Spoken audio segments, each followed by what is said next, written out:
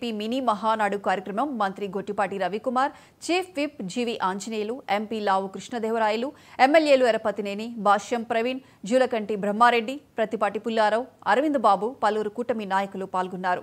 కూటమి ప్రభుత్వ పాలనలో పల్నాడు పల్లెలు ప్రశాంతంగా ఉన్నాయి. దేశంలో ప్రజా సంక్షేమం కోసం పాటుపడే పార్టీ టీడీపీ మాత్రమేనని మంత్రి గొట్టిపాటి అన్నారు. 43 ఏళ్ల ప్రస్థానంలో టీడీపీ ఎన్నో ఒడిదుడుకులు ఎదుర్కొని నిలబడింది. దీనికి కారణం కార్యకర్తలేనని మంత్రి గొట్టిపాటి అన్నారు. కష్టపడిన కార్యకర్తలకు టీడీపీలో గుర్తింపు ఉంటుంది. గత ఎన్నికల్లో అధికారంలోకి రావడానికి కార్యకర్తల కృషి ఎనలేనిదని గొట్టిపాటి అన్నారు.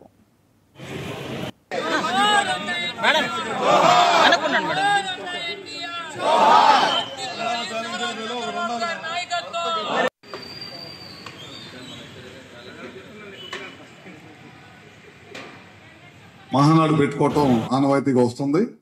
ఆనవాయితీగా పెట్టుకొని మనం ఈ సంవత్సరం పాటు పార్టీ అభివృద్ధి కోసం పార్టీ ఏ విధంగా ముందుకు తీసుకెళ్లాలనేది ఈ సభలో చర్చించుకొని ఆ సంవత్సరం పాటు మనం తీర్మానాలు పాస్ చేసుకొని ఒక పక్క అభివృద్ధి, మరో పక్క పార్టీని రెండింటిని కూడా మనం ముందుకు తీసుకెళ్లాలనే ఉద్దేశంతో మహానాడు ప్రతి సంవత్సరం కూడా జరుపుకుంటున్నాం. కాన్స్టిట్యున్సీ లెవెల్లో, తర్వాత జిల్లా లెవెల్లో, తర్వాత రాష్ట్ర లెవెల్లో. రేపు 27, 28, 29 కూడా ఎప్పుడు జరపని విధంగా కడప జిల్లాలో జరపాలని చెప్పి మన ముఖ్యమంత్రి నారా చంద్రబాబు నాయుడు గారి ఆదేశాల మేరకు మనందరం కూడా అక్కడ జరుపుకుంటాం. ఆ 3 రోజుల్లో వివిధ హోదాల్లో ఉన్న అందరూ కూడా అక్కడికి వచ్చి జయప్రదం చేయాలని చెప్పి కూడా కోరుకుంటా ఉన్నాను.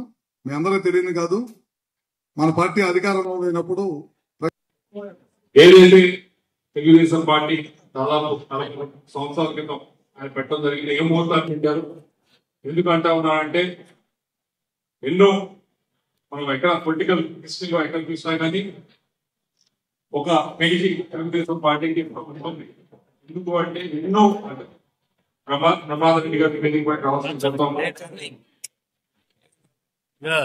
ఎన్నో అడ్డంకులు, ఎన్నో అవరోధాలు వచ్చిన సంవత్సరాల్లో ఎవరు కాదనేది ప్రతి ఒక్కరూ ఒప్పుకునేది తెలుగుదేశం పార్టీ అన్నింటినీ కూడా అధిగమించి 42 సంవత్సరాల్లో దాదాపుగా 26 సంవత్సరాల పాటు అధికారంలో 3 రాష్ట్రాలు కానీ కొత్తగా ఏర్పడిన ఆంధ్రప్రదేశ్ లో కానీ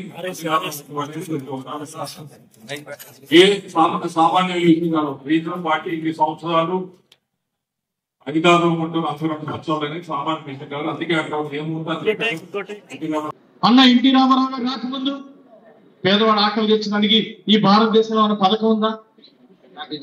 అన్న ఎన్టీఆర్ రాకముందు పేదవాడికి తాటాకులు పొంగులు ఇచ్చిన సంస్కృతి ఉంది, కానీ పక్కా శాశ్వత గృహ నిర్మాణం ఎక్కడైనా ఉందా? మన తెలుగుదేశం పార్టీ పుట్టినాకనే అన్న ఎన్టీ రామారావు గారు డాక్టర్ బిఆర్ అంబేద్కర్ గారి ఆశయాల్ని, జ్యోతిరావు పూలే గారి ఆశయాలను సాధిస్తుందని అన్నాడు అన్న ఎన్టీ రామారావు గారు తెలుగుదేశం పార్టీ పెట్టారు. అందుకోసమే ఈరోజు సామాజిక న్యాయం చేస్తూ వెనుకబడినటువంటి బీసీ, ఎస్సీ, ఎస్టీలను ఆర్థిక ముందుకు తీసుకెళ్తూ రాష్ట్రంలో వారికి గొప్ప ఉన్నత పదవులు, ఉన్నత బాధ్యతలు అప్పచెప్తూ ఈరోజు ముందుకు తీసుకెళ్తున్న పార్టీ మంది. అందుకోసం ఈ సంస్థాగతంలో